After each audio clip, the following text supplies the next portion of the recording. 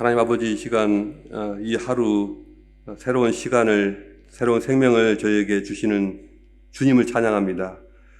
귀하신 주여, 오늘도 저희가 주의 뜻 안에서 주님의 기뻐하심 가운데서 주님과 함께 기뻐하는 그런 가운데 오늘 하루를 승리하기 원합나이다. 주여, 저희의 모든 인간의 죄악된 것과 연약한 것들, 또 얽매이기 쉬운 죄를 벗어버리고 아버지 우리 앞에 당한 그런 경주를 힘써 나가게 하시며 하나님을 기뻐하는 그 믿음으로 오늘 하루 이겨 승리하게 도와주시옵소서. 아버지 하나님이시여, 주의 말씀으로 저희를 듣게 하시며 저희로 깨닫게 하시며 또 저희로 힘을 얻어 나가게 도와주시옵소서. 감사드리며 예수 그리스도 이름으로 기도합니다. 아멘. 오늘 우리에게 주시는 하나님 말씀은 신명기 8장 1절부터 10절까지입니다. 신명기 8장 1절부터 10절까지 저와 여러분이 함께 읽겠습니다. 내가 오늘 명하는 이 모든 명령을 너희는 지켜 행하라. 그리하면 너희가 살고 번성하고 여호와께서 너희의 조상들에게 맹세하신 땅에 들어가서 그것을 차지하리라. 네 하나님 여호와께서 이 40년 동안 네게 광야길을 걷게 하신 것을 기억하라. 이는 너를 낮추시며 너를 시험하사 내 마음이 어떠한지 그 명령을 지키는지 지키지 않는지 알려 하심이라.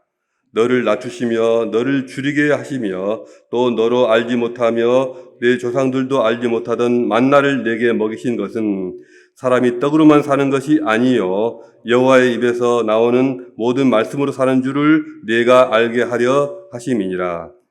이 40년 동안에 내 의복이 헤어지지 아니하였고 내 발이 부르트지 아니하였느니라.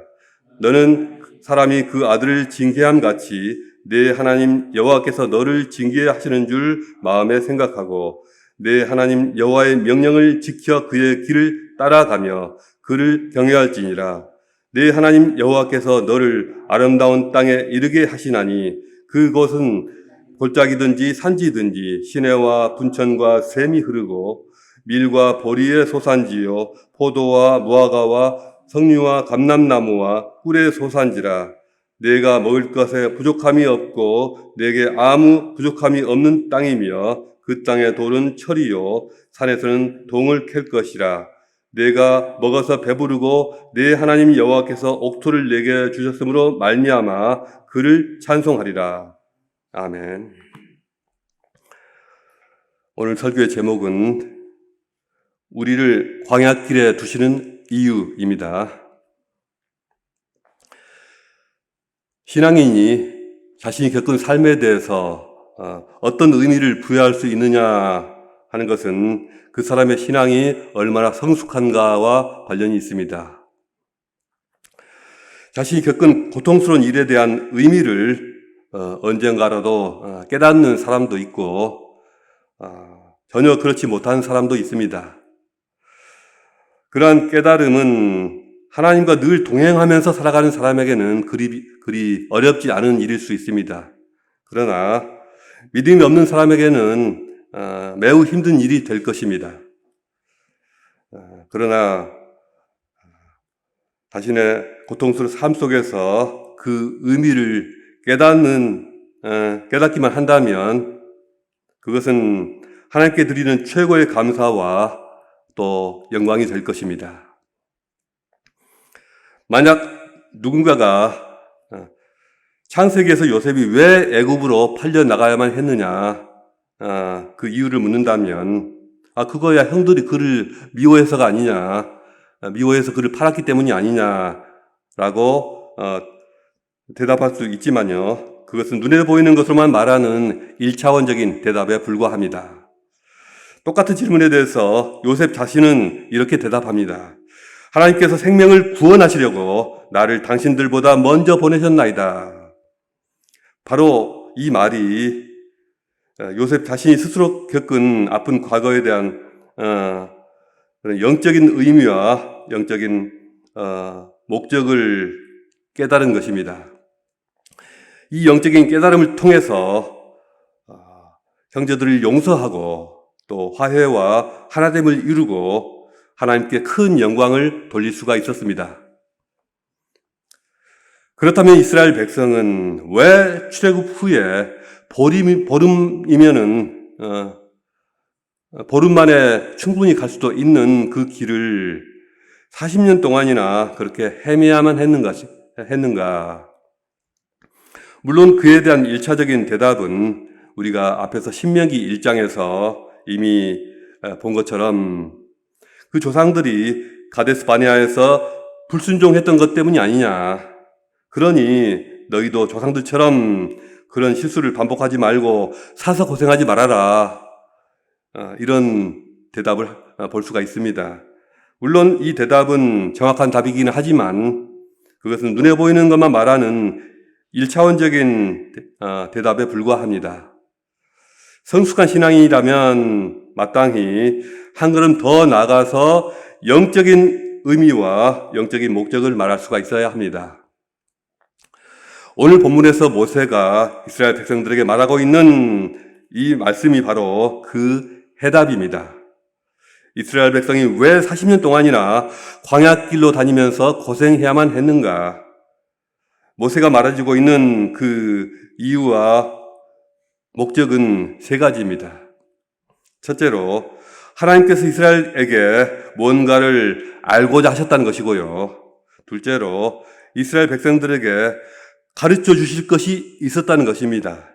그리고 셋째로는 결과적으로 하나님께서 그들에게 복을 주시려는 최종적인 목적이 있었기 때문이다 라는 것입니다. 오늘은 이스라엘이 겪은 이 광야길, 이 기나긴 광야에서 삶의 의미와 목적을 말하고 있는 모세를 통해서 우리도 광야 생활 같은 우리 각자의 삶 속에서 진정한 의미와 또 목적을 찾아낼 수 있기를 원합니다. 모세가 말하고 있는 이스라엘 백성의 40년 광야길의 의미와 목적은 무엇인가요? 한번 살펴보겠습니다. 첫 번째 이유와 목적은 2절에 있습니다. 이는 너를 낮추시며 너를 시험하사 내 마음이 어떠한지 그 명령을 지키는지 지키지 않는지 알려 하심이라. 하나님께서 백성들의 마음을 알아보려고 또 그들이 하나님 명령에 순종하는지를 알아보려고 시험하셨다는 것입니다. 모든 것을 다 아시는 하나님이신데 단순히 뭔가 모르는 것이 있어서 그걸 알고자 그러하셨다는 것, 그러셨다는 것은 아닐 것입니다. 이것은 하나님께서 사람의 마음에 감추어진 어떤 것을 드러내고 증명하기를 원하셨다는 그런 의미로 이해하는 것이 좋을 것입니다. 하나님은 우리에게 무엇을 드러내려고 하시고 또 무엇을 우리로부터 증명하려고 하시는가요? 하나님은 우리의 믿음을 드러내고 싶어 하시고 또 우리 안에 있는 믿음을 나타내기를 원하십니다. 믿음이 없이는 기쁘시게 못하나니 라고 하셨습니다. 그 말은 바꿔 말하면 우리 각 사람 안에 있는 믿음이 나타나기를 기대하시고 기다리시고 또 그것을 우리가 증명하기를 대단히 기뻐하신다는 것입니다. 하나님이 아브라함을 시험하시려고 그를 부르시고 이르시되 내 아들 내 사랑하는 독자 이삭을 번제로 드리라 하셨습니다. 하나님은 아브라함의 순종을 통해 그의 믿음을 드러내고 증명하기를 원하셨습니다. 아브라함은 이 시험을 받을 때 믿음으로 이삭을 드렸다고 했습니다. 이 순종의 행위를 통해서 아브라함이 어떻게 또 얼마나 하나님을 경외하며 신뢰하는지가 밝히 드러내고 증명되었습니다. 신구약에서 시험이라고 번역되는 단어는 모두 시련을 통해서 증명되다라고 하는 그런 의미의 단어입니다. 자, 시험은 곧 시련을 통해서 증명하다라는 단어입니다. 그러므로 하나님께서 자녀들을 시험하시는 목적은 우리의 믿음을 증명하기 위하신 것입니다. 하나님은 우리의 믿음이 참된 것인지 어떤 시련 속에서도 우리의 믿음이 빼앗기지 않는다는 것을 우리가 증명하기를 원하실 때가 많습니다. 시편 26편 1절 2절에서 다윗은 이렇게 노래합니다. 여호와여 나를 판단하소서. 여호와여 나를 살피시고 시험하사 내 뜻과 내 양심을 단련하소서. 그리고 또한 139편 23절에서도 이렇게 외칩니다. 하나님이여 나를 살피사 내 마음을 아시며 나를 시험하사 내 뜻을 아옵소서. 다윗은 하나님께서 자신을 시험하셔서 자신이 진정으로 하나님을 신뢰하는지 그것을 검증해 주시기를 기도하고 있습니다. 다시 말해서 하나님께서 자신의 믿음이 어떤 상황에서든지 변하지 않는 완전한 것임을 그것을 드러내 주시기를 원했다는 것입니다. 저는 이 시편을 읽을 때마다 이런 생각을 한 적이 있습니다. 다윗의 삶이 그렇게 우여곡절이 많고 가슴 아픈 일도 많았던 것은 어쩌면 이 기도 때문이 아니었을까?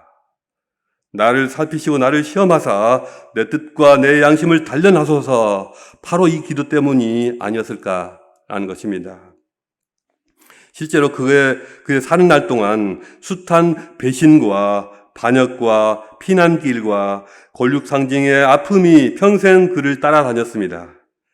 다윗이 겪은 이 모든 일들에 대해서도 오늘 본문의 이 말씀으로 그 의미를 찾을 수 있을 것입니다. 이는 너를 낮추시며 너를 시험하사 내 마음이 어떠한지 그 명령을 지키는지 지키지 않는지 알려 하심이라. 여러분은 어떠십니까? 하나님께서 왜 나를 이렇게 낮추시고 왜 이렇게 나를 힘들게 하시는가? 이런 생각을 하신 적이 없으십니까? 하나님께서 진정 나에게 무엇을 원하시기에 이렇게 힘이 듭니까? 이런 의문을 가져본 적은 없으십니까? 하나님은 여러분을 낮추시면서 여러분이 가진 여러분의 자신의 믿음을 보이고 증명하기를 기대하십니다. 힘들다고 포기하지는 않는지, 고통스럽다고 하나님을 원망하고 또 뒤돌아서지는 않는지, 반대로 하나님의 말씀을 굳게 붙잡고 끝까지 믿음의 길을 떠나지 않는지 그것을 지켜보고 계십니다. 하나님은 광야도 같은 삶을 통해서 여러분의 믿음이 증명되기를 원하고 계십니다. 이스라엘 백성들이 40년의 광야길을 거쳐야만 했던 두 번째 이유와 목적은 3절에서 말씀하고 있습니다. 이스라엘 백성이 반드시 알아야만 하는 어떤 것, 무슨 일이 있어도 깨달아야만 하는 것이 있다는 것입니다. 너를 낮추시며 너를 줄이게 하시며 또 너로 알지 못하며 내 조상들도 알지 못하던 만나를 내게 먹이신 것은 사람이 떡으로만 사는 것이 아니요 여호와의 입에서 나오는 모든 말씀으로 사는 줄을 내가 알게 하려 하심이니라. 이 말씀은 쉽게 말해서 이스라엘 백성이 오직 떡 자체에만 관심을 갖거나 떡 자체에만 집중하지 않아야만 하며 그 떡을 주시는 하나님을 주목하고 또 그 하나님께서 말씀하시는 말씀에 집중하는 것을 배워야만 한다는 것입니다. 제가 어렸을 때 TV 광고에서 산도라고 하는 과자 광고가 있었습니다. 아마도 크라운 제과 상품일 텐데요. S마트에서 지금도 팔고 있습니다. 그 TV 광고에서는요, 아빠가 산도 과자를 한아름 안고 싱글벙글 웃으면서 집으로 퇴근합니다. 초등학교 3, 4학년쯤 되는 아들이 아빠를 맞이하면서 야, 산도다! 이렇게 하는 것입니다. 아빠가 졸지에 산도가 되었습니다. 이 광고는 수많은 엄마 아빠들의 비난을 받고 얼마 후에 사라진 것으로 기억합니다. 아이들로 하여금 그 좋은 아빠를 쳐다보지 않고 과자만 쳐다보도록 부추기는 나쁜 광고였기 때문입니다. 신명기에서 모세는 과자만 보지 않고 자꾸 과자 타령만 하지 않고 그 과자를 하나름 안고 들어오시는 아빠와 눈을 맞추면서 아빠 고마워요. 아빠 사랑해요. 아빠가 아침에 과자 사온다고 약속했었죠? 우리 아빠 최고. 한 번 말하면 꼭 지키셔. 이런 기본적인 태도와 신뢰를 모세는 가르치고 있습니다. 40년 동안이나 이스라엘 백성들이 입은 옷이 헤어진 일이 없었고 그들의 발이 부르튼 일도 없었습니다. 그들의 배후에서 하나님께서 섬세하게 그들을 돌보고 계셨기 때문입니다. 그리고 그것은 이미 하나님께서 말씀으로 약속하신 것입니다. 그 말씀대로 다 행하시는 것입니다. 그러므로 이스라엘 백성은 하나님의 말씀하신 그 말씀을 기억하고 그 말씀만 붙잡으면 되는 것입니다. 사람이 자기 자녀를 훈련시키듯이 주 하나님께서도 그들을 훈련시키셨습니다. 말하자면 부모가 자식을 혼내고 가르치면서도 밥을 굶기지 않고 오히려 계란 후라이라도 하나 더 얹어주면서 꼬박꼬박 잘 먹이는 것과 같습니다. 그 밥을 챙겨주시는 부모님을 생각하고 혼을 내고 있는 부모의 마음을 제발 헤아려 주기를 바라는 것입니다. 우리는 하나님을 아버지라고 부를 수 있게 된 것이 예수님의 가르침 때문이라고 알고 있습니다. 그러나 오늘 신명기 본문에서 이미 이스라엘의 하나님을 아들을 징계하는 부모로 묘사하고 있습니다. 하나님은 이스라엘 백성들이 40년의 고단하고 힘겨운 광야 생활 가운데서도 하나님을 주목하고 하나님께 집중하고 또 하나님의 말씀을 기억하고 하나님 안에 능력이 있고 하나님 안에 생명줄이 있고 하나님 안에 구원이 있음을 알려주기를 원하셨습니다. 그 하나님의 약속, 그 말씀을 끝까지 기억하기를 원하셨습니다. 하나님의 약속을 굳게 붙들기를 정말 기대하셨습니다. 너희로 알게 하려 하심이라 라고 하시는 이 메시지는 신명기에서 지속적으로 반복되고 있습니다. 4장 35절에서 이것을 내게 나타내심은 여호와는 하나님이시요 그 외에는 다른 신이 없음을 내게 알게 하려 하심이니라 라고 하였고요. 또 29장 6절에서도 너희에게 떡도 먹지 못하며 포도주나 독주를 마시지 못하게 하셨음은 주는 너희의 하나님이신 줄 알게 하려 하심이라고 하였습니다. 여러분은 여러분을 낮추시면서 하나님께서 여러분을 낮추시면서 하나님이 어떤 분이신가를 뼛속 깊이 또 피눈물을 흘리면서라도 깨달아 알기를 하나님께서 기대하신다는 것을 기억하시기 바랍니다. 이 땅 가운데 살아가면서 그보다 더 중요한 일은 없기 때문입니다. 그보다 더 복된 귀한 지식은 없기 때문입니다. 하나님의 말씀처럼 확실한 구원과 생명의 동아줄은 이 세상에 없기 때문입니다. 이스라엘 백성들이 40년 광야길을 거쳐야만 했던 세 번째 궁극적인 하나님의 목적은 16절에서 말씀하고 있습니다. 이는 다 너를 낮추시며 너를 시험하사 마침내 내게 복을 주려 하심이었느니라. 하나님은 더 큰 계획이 있으셨습니다. 하나님은 더 큰 그림을 그리고 계셨습니다. 당신의 백성들에게는 마침내는 복을 주시려는 최종적인 목적이 있었고 광야 생활 40년은 그 중간 과정에 불과했습니다. 하나님께서 장차 주시고자 하는 복이 어떤 것인지에 대해서는 7절에서 10절까지에 잘 나타나 있습니다.